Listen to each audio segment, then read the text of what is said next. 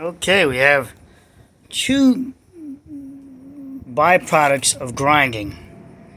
You should be able to see just by evidence the powder created there. See my finger, the shatter marks I create in the powder.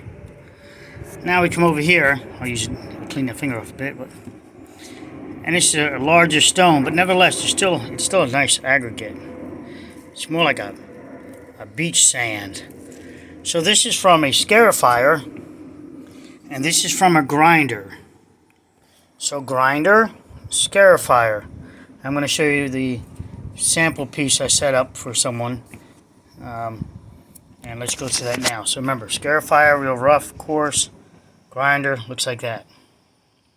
So here's my sample piece. On this side, it's both been scarified, so notice the ruts. And the ruts over here. So scarified is these granules here. And then after scarification, if you will, this is with the grinder. This is with a grinder. And there you have a powder. Now, this powder is not junk. Don't throw it away. You can make a slurry out of this and use it for something else. It's quite expensive slurry. It's a very nice slurry. I like it, using it for a few things, grout, things like that. But this is scarifier. Very hard, very coarse. You know, you get this aggregate looking like this. If it was exposed aggregate, or is exposed aggregate, if you can notice it. And then this is, I had the person just use a hand grinder for just a moment on it. It shattered and jumped around. Well, I'm sorry, I did it to show them. And yeah, you get a track and you can knock off the stone, but I mean, it was a butcher. It hurt. It hurt, the vibration coming back into my hand. And then, so now you may ask, you say, hey, look, what grinding is this?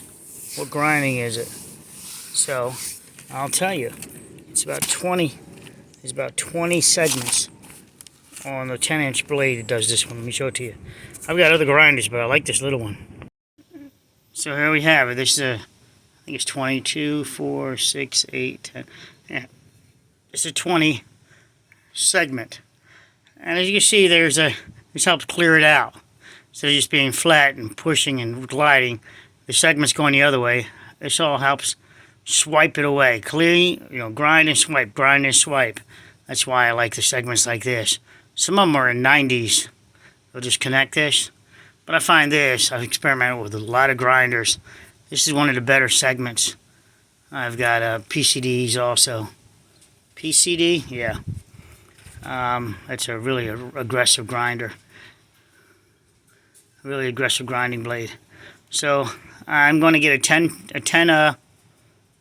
tooth one, and I'm going to try it out and compare it with the Scarifier just to see how much feedback I get. But Scarifier, they're just badass. They're like a floor sander, but just vicious.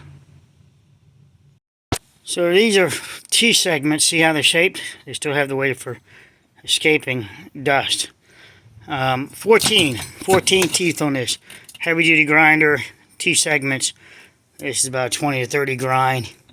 The 20-30, it's like a mix. This might have it on the back side of it. No, it doesn't, but it works. And that's the whole segment right there. Now, let's look at the Scarifier. This is your Scarifier. These are the carbide teeth. A few of them need a plate. Like that one's round. That one's done. So I need quite a few carbide teeth. They're about $3 each. So I probably need about six tracks of these. So I'll probably buy 25. I can buy 25 in a pack. See, there's a tooth on it.